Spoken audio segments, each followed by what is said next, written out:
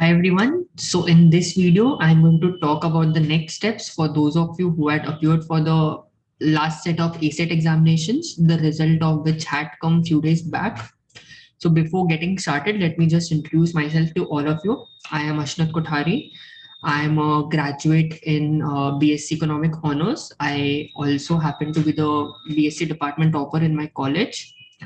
On actuarial side, I have cleared 11 actuarial papers so far, and I have also had the distinction of clearing 3 papers in a single term, which is the maximum number of papers, which at our time one could appear from II. So I hold the joint distinction of clearing that. I also have secured an All India rank 1 in one of the actuarial papers, CT6. I have been teaching for now close to 5.5 years, and I have experience teaching the subjects of CM1, CM2, CS1, CS2, and CB1, and the equivalent papers under the old curriculum as well. On the corporate side, so far I have an overall experience of 1 year working in general insurance domain, mostly property and casualty on the property and casualty lines. So this was about me. So now getting started. So the ones I'm going to discuss the next step of actions for all those who had appeared for ACET recently and are planning to sit for a main actual examination from II for the March 2022 session. So first of all, quickly for ones who couldn't clear ACET and are thinking what to do next, because you all won't be in a position to take membership as you hadn't clear ACET and sit for March examinations. One alternative could be that you might think of sitting for the exams from IFOA. Just keep that in mind. There is no exemption arrangements in place going forward for individual papers between IFOA and II. So you need to decide this beforehand itself, whether you want to prepare for your exams from II or IFOA. Because let's say you start with one institute, you clear a few papers from there, and then you think about switching to another institute, you wouldn't be in a position to do so, because although you might switch to the other institute, you won't be getting exemptions for the papers previously cleared. So for all the students who are planning to start with actuaries, you all need to select one institute right at the outset itself. So that was for ones who couldn't clear ACET and are very much inclined to give an examination in the coming session. So IFOA could be one option for all of you. Remember that currently the syllabus is same for both the IA and IFOA. So all material, the way to prepare for these, everything remains the same. The way exams are conducted is also somewhat similar. There is a difference between whether the exams are proctored or not, or whether they are open book or not, or the passing marks. But apart from that, the materials required to prepare for these as well as the syllabus remains completely the same. So now for the ones who were able to clear ACET, what are the various options regarding the papers you could attempt?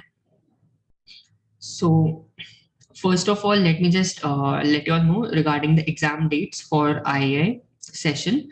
So I'll just share my screen where you will be able to see the document. So you all can just Google this out and check regarding when the examinations are taking in place. So again, note that these dates might change. So always use the II website as reference for examination dates.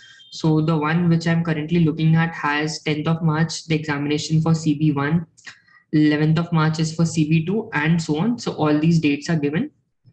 3 papers which I'm primarily going to focus on right now is CB1, CB2, and CS1. So CS1A, note that CS1 has 2 examinations, paper A and paper B. So CS1A is on 15th of March, whereas CS1B is on 23rd of March. So these are the examination dates. So it's 21st of December right now. So you have, let's say, around 12 weeks at max for, to prepare for the papers. So keeping this constraint in mind, the papers, which all of you, could start preparing could be either of, let's say, CS1, CB1 or CB2. Some of you, if you have already started preparing for a main actual exam, you might even sit for CM1 if you've already started preparing for it. But for ones who maybe haven't started preparing for the main actual examinations, you could think about selecting either of these three papers. Um, so I will shortly be discussing as on what parameters you should be basing your decision on, in case you haven't already decided about which paper you should be sitting for it. Before that, let me just also discuss the examination fees for you. So remember that to appear for any exam from III, it is compulsory for you to buy the material from III. You could either buy the material in soft copy or in hard copy, but it's compulsory for you to buy the material. Unless you buy the material, you won't be allowed to book for the examination of it. So I'll just talk briefly regarding the fee structure involved for papers CB1, CB2, and CS1. As for ones who are starting right now, ideally one of these three papers should be the choice for you all to start preparing for. So for CB1 or CB2, the material cost is rupees 5,000 for soft copy. For hard copy, it's rupees 6,000 each. To give the examination, a further rupees 3,000 needs to be given. So for CB1, it's going to be 5,000. This is the soft copy, or 6,000 if you will select the hard copy, plus 3,000. This is one time for buying the material, and 3,000 is for booking the examination. For CB2, it's the same itself. For CS1, the charges for the soft copy is 6,500 currently, and for the hard copy, it's 7,500. And to book the exam, it's going to cost you around rupees 5,000 more. So these are the examination charges involved for these three papers. Again, more details of this can be found out from IIA website. Always remember that your source of truth for all this information should be IIA website, because all these regulations or fees might change term to term. So those of you who might be watching this video after a long time, the figures quoted here might not be relevant, as they might have been changed by the institute. So always remember that you should be ideally looking at the IIA website to update yourself about all these details. Now coming to how to decide the paper, what should be the parameters on which you should be deciding. Now to each one of you, you would be having different set of circumstances, different knowledge background, and you might be in a position where you can let's say devote only a certain number of hours going forward. So I'll quickly try to tackle all of these. So firstly, I'll discuss about the paper, what these three papers are all about in a nutshell, and then I'll go further regarding how to select them. Ideally, so whenever a student wishes to start with their actual curriculum, we generally advise them to start preparing for CM1, assuming that sufficient time is there. So when I say sufficient, I would personally deem at least 4.5 months of preparation time left, or 4.5 months of time left for the examination. So whenever it's more than that, CM1 is the course I generally suggest. And to some of you, depending on your background or just because of some inclination towards statistics, CS1 is the other paper which I generally suggest as your first examination. Now, as exam comes nearer, instead of CM1, I start suggesting CS1, simply because CS1 has a smaller syllabus compared to CM1.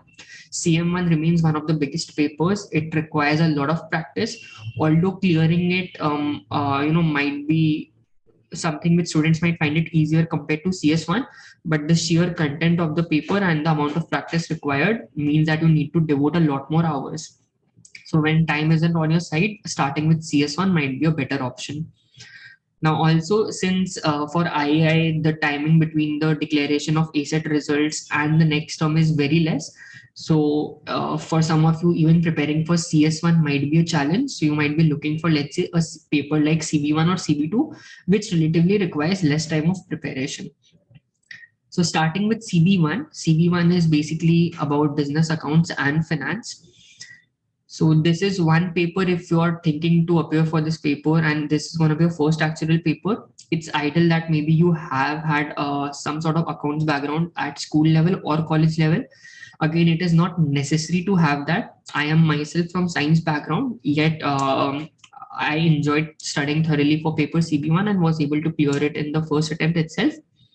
So the only thing is that for ones who are not from accounts background, for you all studying CB1 and more importantly clearing it from IA might be somewhat a challenge because the material everything is prepared by IFOA. There are a lot of rules and regulations or taxation laws which might be relevant to UK but not to India. So although the material is prepared by IFOA, we need to stick to that only, which covers rules and regulations regarding what is applicable to maybe United Kingdom. But II frequently has asked questions pertaining to what is happening within the country. So let's say, for example, some years back there was a question in paper CB1 or its equivalent CT2 regarding GST. Again, something which is not directly covered in the study material at that time, but it had been asked. So that is why if you would take a look at the past results as well, the proportion of students clearing CB1 has been relatively low.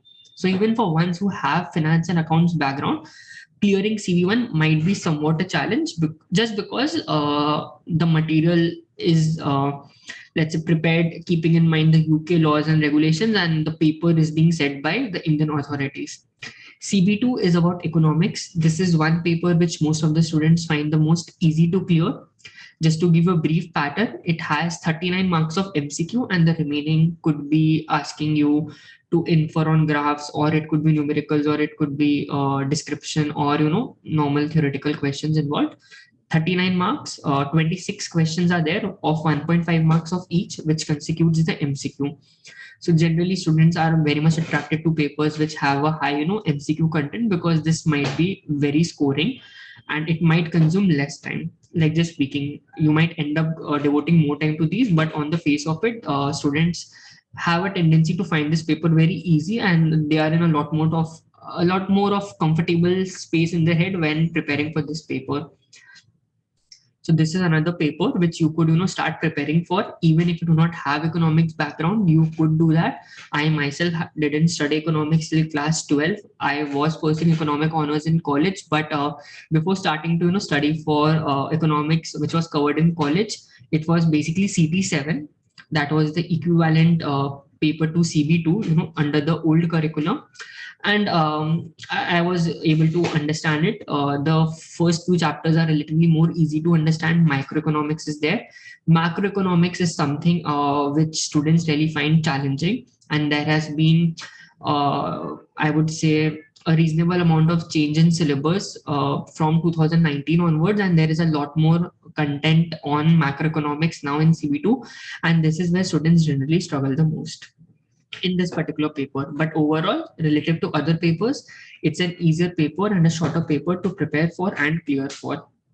And if you take at the proportion of students clearing this exam in the last few years, you will see that this proportion is relatively higher compared to other papers. Coming to CS1, CS1 has two parts: paper A 100 marks, paper B 100 marks, and students need to sit for both of them. Paper A part is, let's say, the theoretical part. Theoretical doesn't mean theory type of question comes. It's basically the non-programming part. Paper B is basically tested on R programming, and paper A part is basically your derivations or numericals or certain commentary based questions, or maybe certain theoretical based questions. Mostly it's to be done on it constitutes of derivations or numericals. CS1. Now, this is a stats paper. Among the initial first papers, CS and the CM series is the papers which we generally focus on. These are the core papers which is gonna help you develop the necessary technical skills, which will help you a long way, especially once you start working.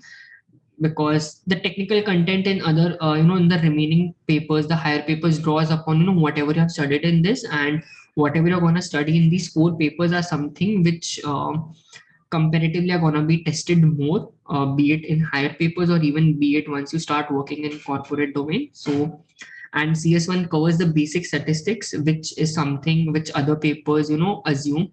So whether you want to sit for CS2 or CM2 or even in fact CM1, all of these require some amount of knowledge of CS1. Like CS2 completely assumes that a student must know the topics of CS1.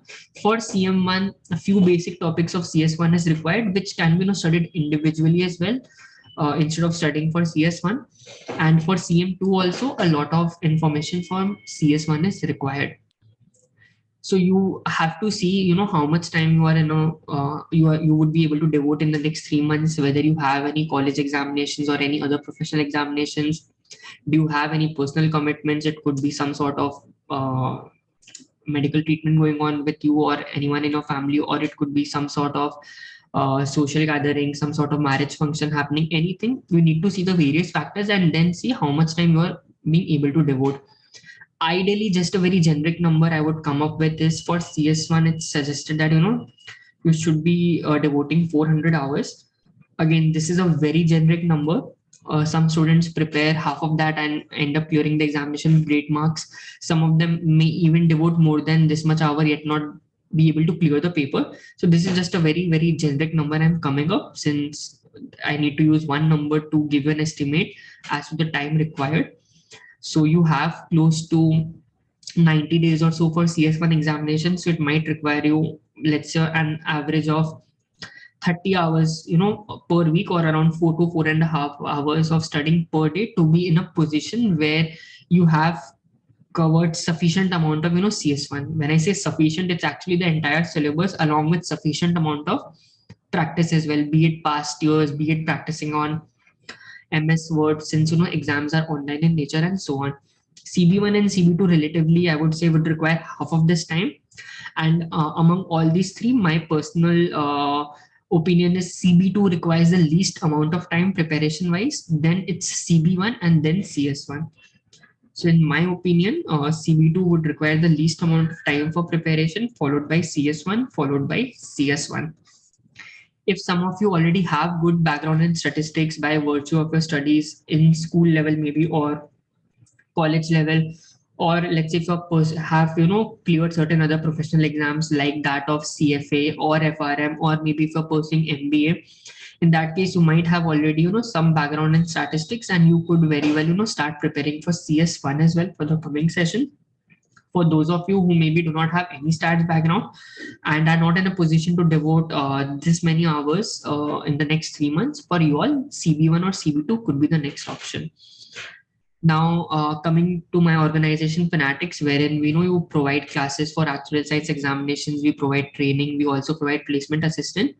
So we do provide classes for all of these. For the current set of examinations, which is the March-April 2022 term, our classes are going to remain completely online. So we have live online classes which are held on weekends. We also provide complete set of pre-recorded lectures for all of these. This allows the student the flexibility, to watch the video at any time of the day. So not all of you would be able to, devote 2-3 hours on a daily basis at a set time. So to give you that flexibility, we would be giving you access to all pre-recorded lectures, which you can view at any time of the day, be it morning, be it evening, be it midnight. You'll have the flexibility to watch these videos and, be in a position to self-face the course. Given that a lot of students had started preparing for these papers earlier, they would have completed a good chunk of syllabus. But for ones who want to start preparing right now, you might have to put in more hours. So instead of for us waiting to teach a particular topic in a particular week, or we giving you certain weekly tasks, you would have the flexibility to increase the pace, watch more videos, study a bit more, practice more questions, and try to come at par with the class, or maybe be in a very good position 2 months later, so that you can sit for these examinations. So the only prerequisite which we require from our students willing to join our courses is that they should know English, given that the examinations are going to be conducted in English only, and they have knowledge of class mathematics taught till class 12. Apart from that, whatever else is required in the paper, we would be starting right from the scratch for all the papers which we teach. So for CS1 or CB1 or CB2, the assumption is that a student knows English and has background of the concepts of maths covered till class 12. Rest, be it preparatory sources, be it material, be it questions to practice, past year questions, doubt classes, live online doubt classes, pre-recorded lectures, mock examinations, all of these we are gonna provide to it. So for a few of you who might be interested, or might be looking for classes and are interested to get trained from us, you can reach out to us through WhatsApp. You will be able to find our contact details on our YouTube channel itself. And yes, if you find this video helpful, don't forget to like this video. Do comment if you want us to come up with any other videos, or you want us to discuss any other thing. Do let us know in the comment section, and don't also forget to subscribe our channel. That's all from my side.